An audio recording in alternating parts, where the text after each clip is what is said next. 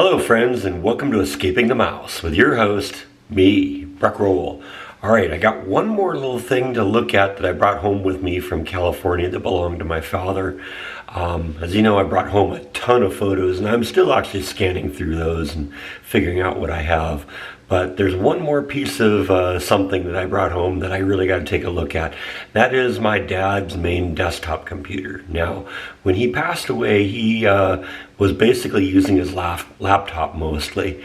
And so I brought that home with me after his funeral. I've had that for a while, been through that, found a lot of great pictures in there. He hasn't really used the desktop a lot in the last few years of his life, but there's still maybe some pictures on there, and specifically there's something I'm looking for. At the end of his life, he became very, very interested in genealogy, just like his father had done. And his father had done some stuff just basically, you know, with the technology available in those days, and it was all kind of handwritten notes and stuff like that. Well, my father tried to build on that a lot with, with using the modern technology, using the internet, and using some software that he had purchased. Now, I have that software too, but I'm hoping the results of his work are on his desktop tower. And honestly, I don't even know if I'm going to be able to bring this thing back to life. It hasn't been on in probably 4 years, and sometimes these things, you know, just don't last very well when they aren't used very much. But we're going to at least give it a shot. It's some old technology, but fortunately I have all the bits and pieces I need, hopefully, to bring this thing back to life. So let's give that a shot. So this is my dad's desktop here. It's using, it's a primitive computer by today's standards. And it's only running Windows 7, so it's a few years old. Doesn't even have HDMI ports on it. Got a couple of USB ports, but everything is either DVI or VGA. Fortunately, I can support that. And what I want to do is, like I said, get this thing powered up and hopefully get it connected to the internet. And let's see what we can do with this. Alright, I've been through my collection of ancient technology, and I think I've Frankensteined together enough of a machine to make this thing work. Let's see if it will. First thing I guess I'm going to do is turn on the monitor, and then we're going to turn on the desktop, and let's see what happens. Okay, that's encouraging. Now, as I remember, one of the bugs that happened with my dad's desktop is it took it forever to boot up. I think that was just something that happened with Windows 7, especially with machines that were probably a little under power for what they needed to do. So we're going to give this a little time to boot up, and let's see what we got. Alright, so thing did boot up properly. I've got it connected to the internet. I'm going to do some updates before I do too much messing around with it, because like I said, it's been a very, very long time since this was updated. In fact, I'm looking at the date right now. It was updated more than 2 years ago. So yeah, that makes sense, because it was updated in January of 2020, and my father passed away in early March. So yeah, I guess it was operated probably more recently than I thought, but still, it's been a while, because this machine hasn't been on since, well, basically my father passed. So we're going to do the updates and get it up to snuff, or at least as far up to snuff as Windows 7 as possible, and then we're going to start looking around in here and see what's up. Alright, so I have gotten on to the documents section of my dad's desktop, and he's got a whole bunch of stuff on here. There are actually a lot of pictures, and I did find some stuff related to the genealogy. So what I'm doing right now is I'm kind of just backing this all up to a little SD card so I can move it over to my main computer and kind of have everything in one place. Alright, so I have succeeded in getting basically everything off of my dad's desktop and onto mine. I'm also kind of going through his email, and unfortunately I got about 19,000 spam accounts that have popped up in the last 2 years. And I'm trying to get rid of all of that just to see if there's anything in there that I do need to pay attention to. Probably not, but you know, who knows if there's like letters from family members or something right around the time that maybe he never saw, or came after he passed and the people didn't know. I want to kind of go through there and do that. But like I said, I got to get rid of all this junk first. All right, so I basically got all of the stuff off of my dad's desktop and onto this one. And yeah, there's another treasure trove of pictures here. And I'm not even sure who some of these are. These are, well, the file is called Carol, and it's in a folder called Brocky. And Brocky was my father's mom's maiden name, so this is obviously her side of the family. From a very, very long time ago.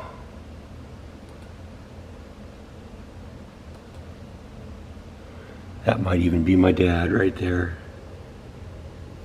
Hard to tell. Yeah, Carol 3 years and David 3.5 years. So yeah, that's a picture of my dad. There's a bigger version of that picture. Now I also got a big collection of optical discs, CDs and DVDs with stuff on them, and this was also a treasure trove.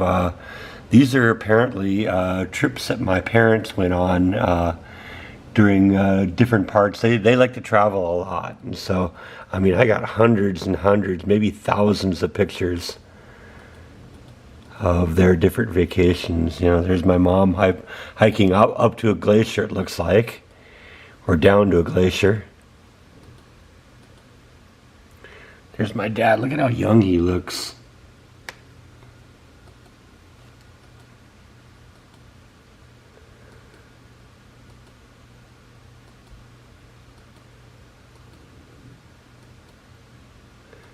That was one of the cruises they took. In fact, I think that might have been the one that they took to Alaska. And I remember this was kind of a big deal at the time because my father, who was still working on the stealth bomber, I don't think at this point we even knew what it was. We just knew he was working on a classified project, and apparently he had to get special approval to get this close to Russia. I remember he had to go through all sorts of weird stuff for that. So this is obviously his Alaskan vacation. Obviously he got the approval. Look at that. And that was friends of ours. That was our pastor and his wife, Elmer and Ruth Christensen. He was the one that confirmed me. One of my confirmation teachers. He's long since passed, but he was a good friend of the family. My mom and my dad.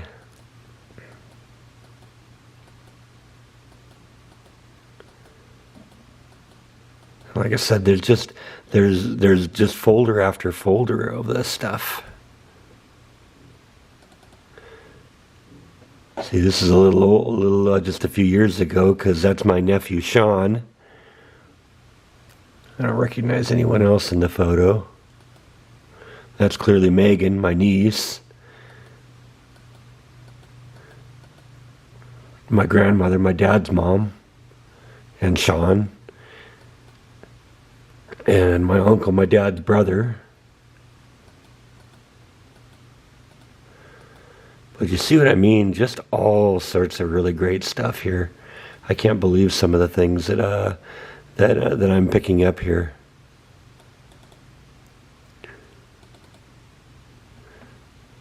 This is some of my mom's dad's side of the family. It was a huge family, and so this was a big family get-together because it was my Aunt Lillian's 100th birthday.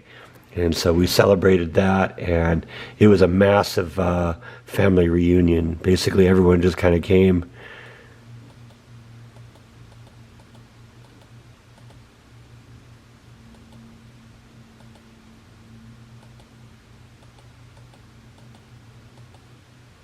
Yeah, that's my Aunt Lillian right there. Center of attention. She was an amazing woman. She was active all the way up to the day she died. You think of somebody getting up to 100 years old, that they're just going to kind of sit there and drool and stare at the walls. No, not Lillian. Queen for the day.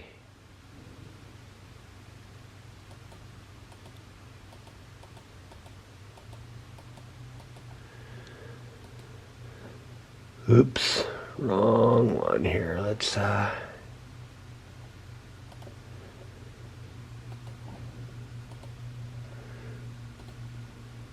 but yeah, check out all this stuff here.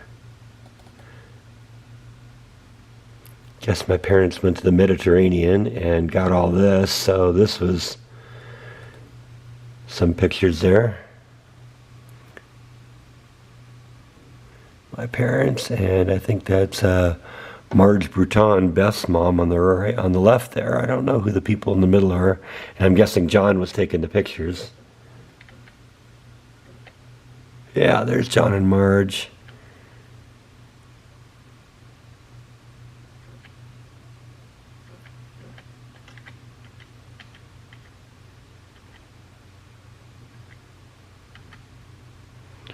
Look at the work on that. Holy cow.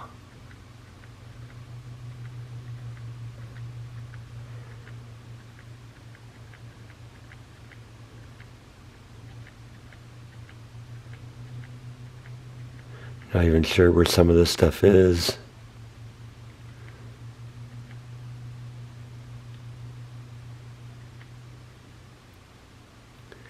Obviously another cruise they took on, because that's Marge Bruton standing in front of the ship.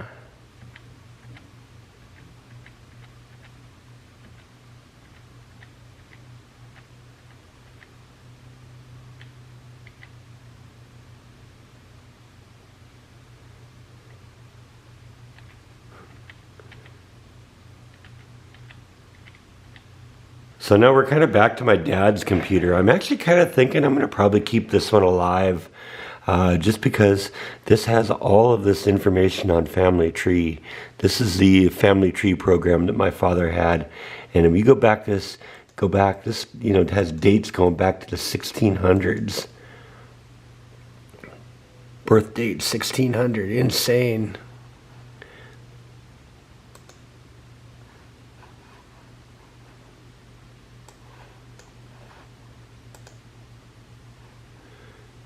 Go to anyone's name on here. Wow, look at all the names that are on here. Let's see if I can find me here. Where I land in the big scheme of things here. There I am. So yeah, there's my my original here, my hierarchy here. Me, my dad and mom, my dad's parents, my mom's parents, my great-grandparents on my dad's side, great-grandparents on my mom's side.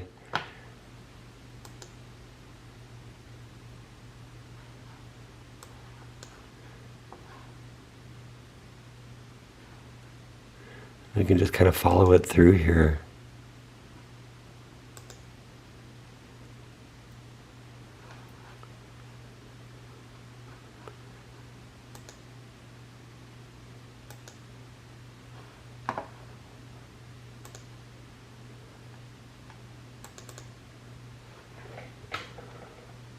So I got to figure out how to even use this software here, because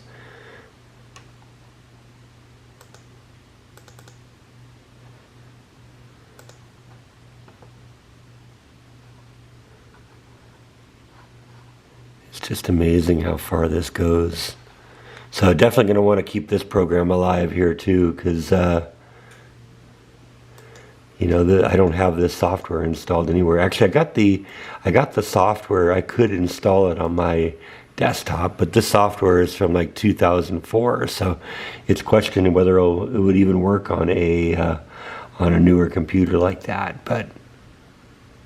And what's kind of cool with this software here, because I've had family members that they've tried doing the family tree thing, on both sides of the family. But the nice thing about this is this one seems to put both sides of the family. So it's both my mom's side and my dad's side in one place. Because see, here's my grandmother, my dad's mom, and then down here, have my mom's parents. So it's nice to have both sides of the family in one place. All right, so I was just kind of bouncing around some of the pictures here, and I found photos of the house I grew up in being built. I never even knew these existed. That's the house in the backyard. What would later become the fireplace. The whole backyard there. The front yard, I'm guessing that's my mom and me there. In the garage, in what would ultimately be the garage. I've never seen these pictures before. This is amazing. Because I did the same thing when I bought my house in California. Because I watched it be built, and I have hundreds and hundreds of pictures of it being built too. But like I said, I've never seen these. That's amazing. That's the house I grew up in there. That was my bedroom right there.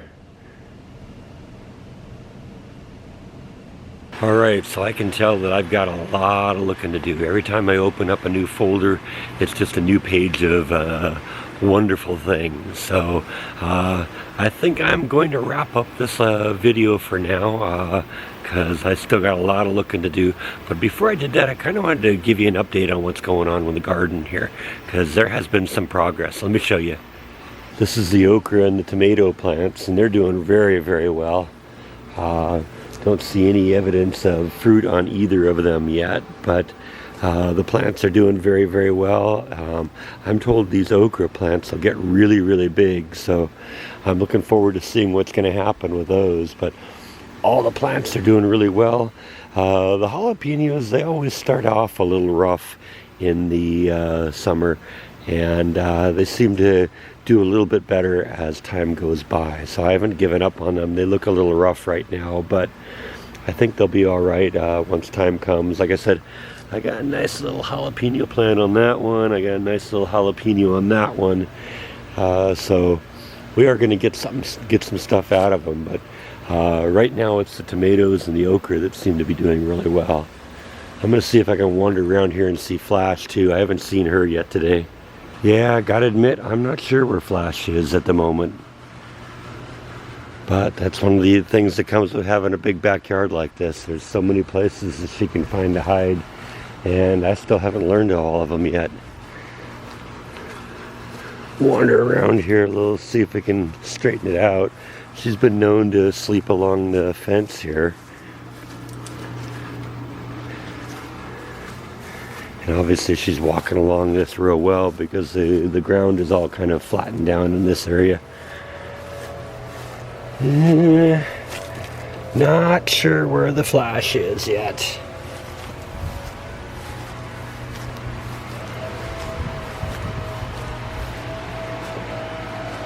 Haven't seen her go into this bed yet.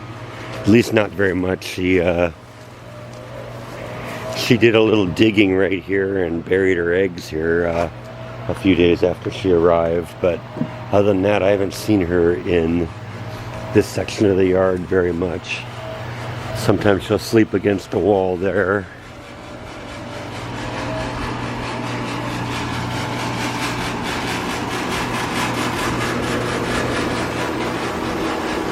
But no real idea yet where she is.